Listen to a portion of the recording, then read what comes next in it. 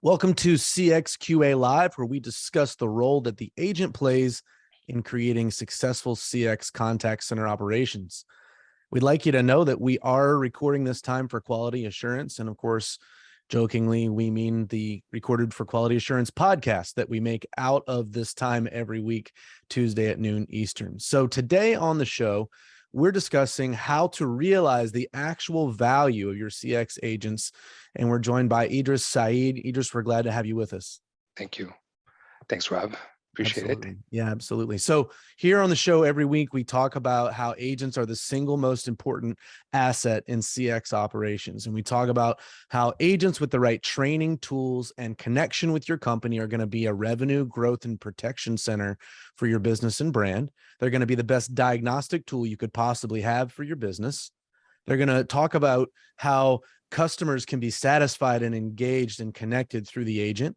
The agent is going to want to produce more and better work, and they're going to want to stay around and contribute to the long-term success of your company if they have the right training, the right tools, and the right sort of connection with your company. And we call this the agent-centric call center philosophy, right? Now, Idris, I have to ask you, because I really love the way that you view contact centers and the agents that are a part of them as value centers, as growth opportunities for companies, and not just costs or a necessary evil. So tell me, how did you come to view CX in this way?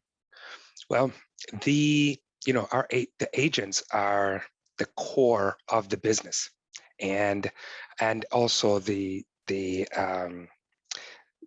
provide the success of the business is the agents themselves. So that's why I consider them as the value as value, not only because of what they provide, but they are the core of, they're the engine of the business. How I came about it was when I was reviewing. Well, I have my own call center, so on and so forth, operating, and trying to grow it and so on and so forth, and interacting with management, and I had to let management know that, hey, we are support, including myself. We are support. We need to support the agents who are doing the heavy lifting, and that's where I came in with that. Now, as a value center, as opposed to cost center, it's really directed to the clients. The clients see it as a necessary expense, but they want, because they have the flexibility to limit it, they don't. They put that budget restriction or investment rather on their call centers. And moreover, right now, a lot of companies are B2C, and customer experience is critical for companies. Tremendous amount of competition out there. And so the sooner you get that consumer feedback, then the better your company will be. And so you've got to look at your back office, your contact center, as a value center and not just a cost center, because the feedback loops come through that. Consumers are calling in to get some clarification, have questions, have issues, and the contact center is fielding all those. And those are valuable insights. You couldn't pay for that type of groups that you hire to get feedback. No, I think that's really true. I mean, I agree with everything you said. I've never been in a position where I was managing call center agents as you described your experience. And, you literally lived kind of in that bridge between the agents and the leadership that makes the decisions on purchasing and structures. And you're kind of in that management role, right? That stands in that gap between those two parts of the business. And so that gives you a view of both in a very interesting way, right? And so I think that's a viewpoint that often in the larger conversations about CX is kind of not to the forefront, unfortunately, because the agents only see what they see in their daily work life, right? So they see the calls, they see the technology, they see the training, they see, you know, the team that they KPIs. work with, and then the metrics, the KPIs that are being driven into their heads. We got to improve, we got to improve, we got to improve. And yet the leaders are saying, well, we got to improve these metrics, but they don't really understand what, in many cases, they don't understand what would affect those metrics from the viewpoint of the agent, right? And Correct. so, you know, once you start to see it through the lens of what's actually causational to improve those performance metrics, being the agent being better supported, being better trained, being in a position where they're actually enjoying working for the company they work for and not feeling threatened or traumatized all the time. You know, hostile work environments tend to impede positive customer and employee experiences, right? So, and ironically, when you deal with the open public, especially the open public that are having issues with your company, and that's a large percentage of your work, there's special considerations and variables and other things that come into play. Um, but it doesn't seem like a lot of leaders get it. You know, I'm relatively new to the space, I'll admit, you know, a little over 6 months, 7 months here, really just trying to learn and understand. And it seems like the folks that are coming from that perspective that you have, which is in the middle of the agent and the C-suite and the VP level leaders, that middle person really sees both sides, right? But the CX leaders tend to say, well, obviously we need to buy a piece of technology, or we just need to um, find new agents because the agents that we got are bad in some way. And really, in most cases, it's not that way. So you came to view it from being right in that place the way that you did. But why do you think so many organizations view CX agents so negatively, see them just as that, you know, set of costs that we have to deal with? They see them as a necessary evil rather than an opportunity for growth and improvement in their business. Why do you think that is? I think one is from, okay, so the CSC suite and VPs are also customers themselves, right? And so when they interact with other call centers, because they're calling the 800 number, let's say the utility company or whatever it is not working, or their telephone company, they go through, so it's because of the negative experience that they've had with their own personal. And so I think that's translating in, hey, this is just a necessary thing that we need to have, and the calls that we're getting are all just problem calls, or or let's make the system to be, let's make the product where there's a lot more self-serve than anything else, and so and the information that's coming from the consumers through their customer service could aren't, there are some great feedbacks that they get, obviously, but it's it could be an ego thing as well, where the leaders are, trying to shun away from bad news, let's say. Sure. Yeah. And I think that's an interesting dynamic too, right? You know, we have pulse surveys a lot of times within call centers where agents are being, you know, asked, how's it going on some level? But a lot of the times those questions are timed and even worded to artificially put forward that everything's great. And so the agents often don't even feel like participating in them because or they just know this is something I have to make everything look fine because that's all they want is false good news and everything's great. And Right, and yet, we're not giving sorry to cut you. well, you're good, please. We're not giving the agent enough credit um, to provide feedback. I've seen it happen seldomly. Constant check-in and saying, okay, what's happening? What do you think this is? Or, they're not being empowered to provide feedback. It seems as if, hey, come in, take these calls, this is how it's done, and then end your day and you start over the next day. Mm-hmm. And so what happens is there's a gap. They're not being valued enough to say, hey, okay, so, because the strategist or the management team is setting up different workflows, and they think but they're not on the front line. Yeah. And they're not watching it and analyzing it and reiterating as it goes along. And here's a strategy, do it this way. And they get too much, when they get too much of that, the culture within the company is stagnated, and they just don't provide any, they just go through they're just going through the motion. And I think it's connected also to the fact that the expectation, unfortunately, in many CX organizations is that agents aren't going to stick around. And so, there's no career development mindset. There's no long-term value placed on the role that the agent plays in the organization. It's just, how long can we get this performance level that we want out of this agent before they quit?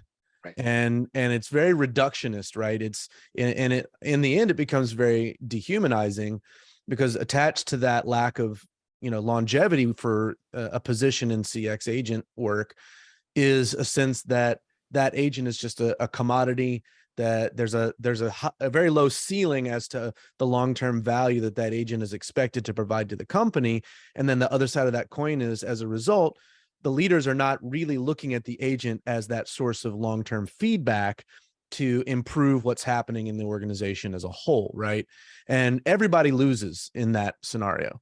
The agent obviously is losing because the agent is like, I can't wait to get out of this job, which then proves that, it's sort of like a self-fulfilling prophecy. They're treated like they're going to be short-term. So of course they are short-term, because they're not valued and they can't wait to get out of there. And then the leaders are sitting there saying, yeah, I mean, there's no reason for us to try to dig deeper, to try to develop these people as long-term assets, long-term, team members, people that we're going to, fight the war together. There's none of that, because they're seeing that turnover. And it's gotten so bad in the last 2 years that the costs associated with hiring and training are absolutely unacceptable on the bottom line for most CX organizations, which I think is why we now have an opportunity to have different conversations than we were having 2 years ago, because the business outcomes are so bad with this mentality, with the turnover and the costs associated with it. Just the training costs alone, in CX are, 15, 20% higher than what they were before the pandemic. And that's, of course, connected to the fact that it's much easier to get a remote CX agent job without having to uproot your family and move. So you can literally just switch jobs.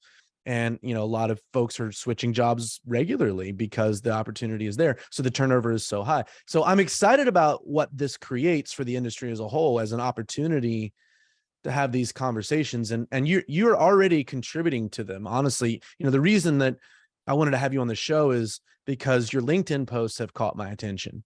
You tend to kind of state an idea and then, put 4 or 5 bullet points behind that idea to back that idea that are, kind of thorough. And I like your approach. And so I actually wanted to read a couple of your LinkedIn posts and let you unpack the idea in it with some depth. So the first one I wanted to read and let you just kind of wind up and go here. Customer service tops the in-demand skills list. Treat your customer service agents better or they'll leave. Unpack that for me. LinkedIn did a wonderful research in comparing it to 2015, the job post and the demand that's there, and some of the soft skills and hard skills that was necessary. And in that, number one topped was customer service. That was tremendous demand. And we see it again because a lot of companies are B2C, and they're also online, and so their whole companies are just are exposed or transparent, and so they're realizing that they need customer support. And it's not for everyone, and it's not, because customer support is they're problem solvers. It's Oh, it's decoding what the consumer is saying and saying, oh, okay, so this is what you mean. It could be as simple as, oh, this is not working. But the customer support agent or service agent is to decode that to get them to a resolution. Um, and so that's why it's a critical role. I mean, several books, How to Win Friends and Influence Others, and so on and so forth. These are the soft skills, and technology just cannot replace that. Transactional, yes, I'm checking my back balance, this and that, fine. But anything more complex than transactional, it needs that human element. It needs the human touch, and um, there's a high turnover because it's not prioritized. It's not invested. Companies are not. They don't seldomly. Let me phrase that. Seldomly have a roadmap when a new agent comes on to the organization to say, here's what you're hired for, but these are all these other positions that are available in the contact center, and you qualify in 3 months with these type of whatever it is. You can get trained on this, trained on that, and things of that nature, and just really upscale, uproot. And it's also important for the team lead or managers to look into their teammates and say, wow, this person has capability.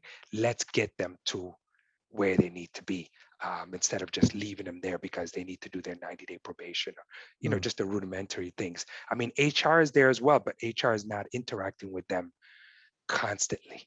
yeah. So um, uh, we need those customer service skills, customer support teams. And it's been interesting too, as the pandemic really kicked into gear globally. Mental health became an enormous variable for the general public. Correct. The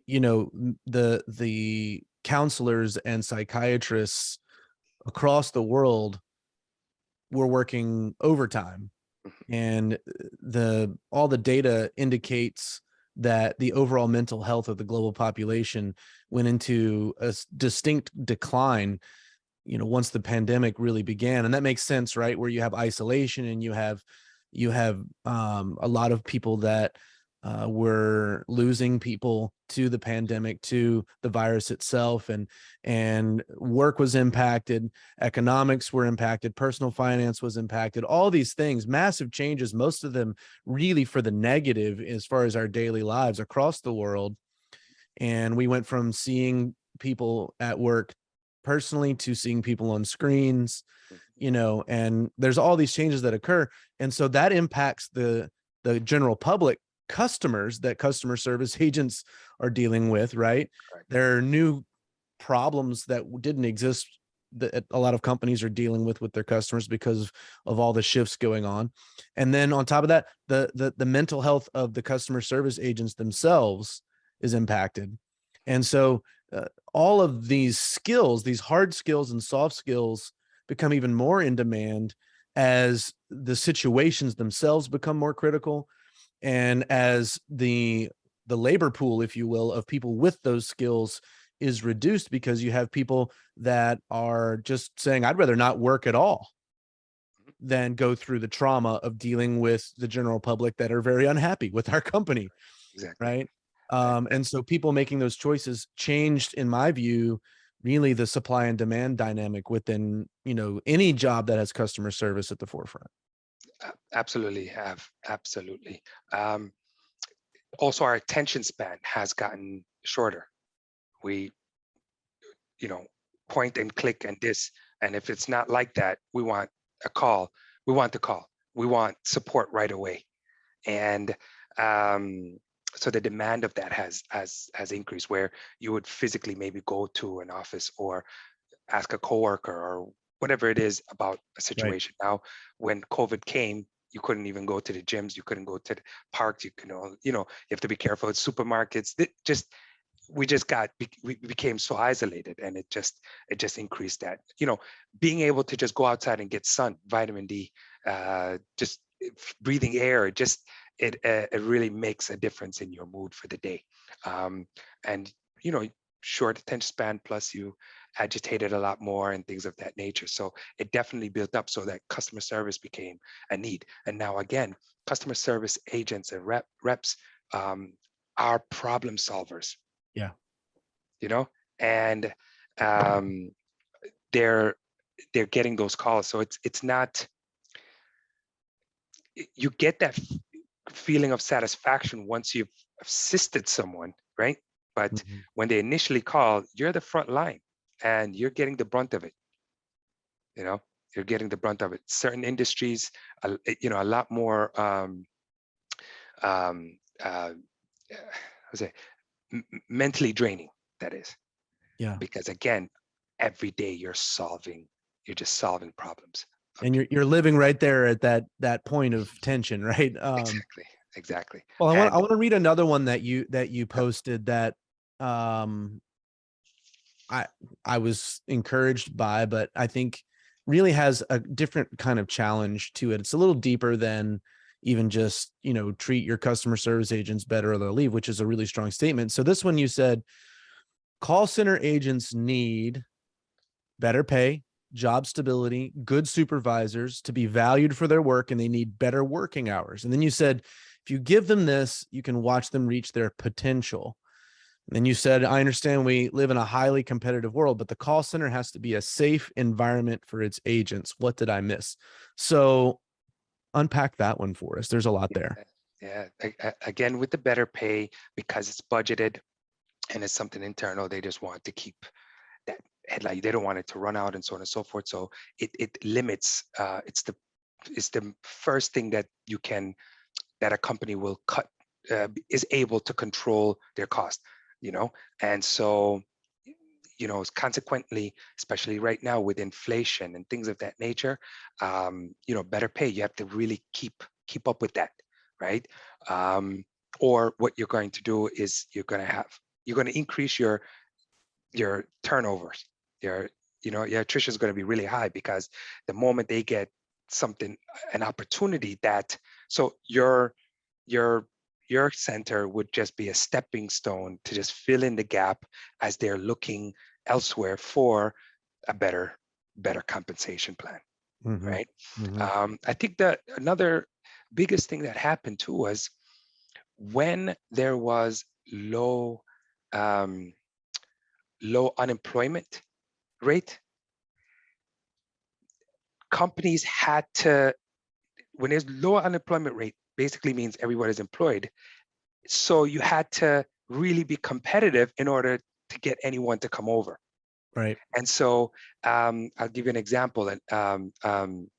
An agent who was working in the billing department for a durable medical equipment company. Let's just throw out numbers, making $12, $14 an hour. And then an HVAC company hires her for $20 an hour. And so she didn't have to deal with insurance and complaints and this and that. HVAC, straight set appointments, so on and so forth. So they had a better, of course, their margins is different and so on and so forth, but they're shifting, they get pulled. So even the low unemployment rate while that was happening caused that inflation to happen as well. So better pay is just what it is. It's just to keep up with current economic climate. Job stability, because again, they want to see that they can grow, or that they've been given the benefits and the support and training, and they got to see that the company is growing and that they're part of this. Everybody wants to be part of a winning team, and if they see that it's just a ceiling, they're looking elsewhere for opportunities. Good supervisors, really, they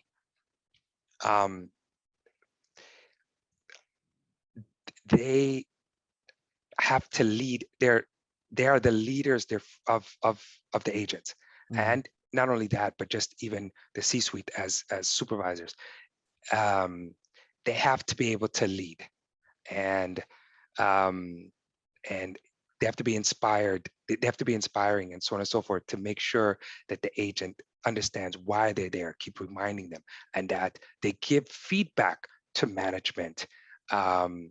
Hey, this plan that you had, it's negatively affecting. This KPI is causing another behavior to happen. So, or this incentive is misaligned, and so you're going to get X, Y, and Z, right? Mhm. And so that good supervisor gets in is critical, because they're in touch, one-on-one in touch with the frontline staff. Um, and just valued for their work, really showing them the kudos, and really the success stories, and their contribution needs to be, they need to know it's not just, not only in their paycheck, because it's just, that's that's it's just so impersonal. Yes, you like to see, but people want to be recognized.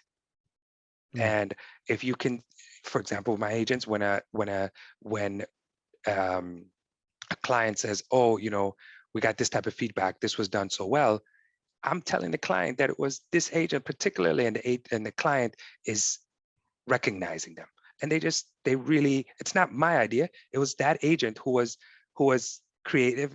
I wouldn't say creative, yeah, creative and just critical thinking that made that happen. It's not, it's not me. So you got to make sure that they're getting those feedbacks. Mhm. um, Better working hours, specifically, again, the world is global and so on and so forth. Uh, you know, childcare um, is an issue, right? Family obligations that they have, and so if you can have a flexible um, uh, working hours, it can improve um, an agent's experience. They might be going to school as well, right? So if you're too rigid with it, you're you're you're not you're not cultivating that. Yeah, and it seems like more and more companies are being forced to acknowledge that work should fit into an employee's life, not the other way That's around. around.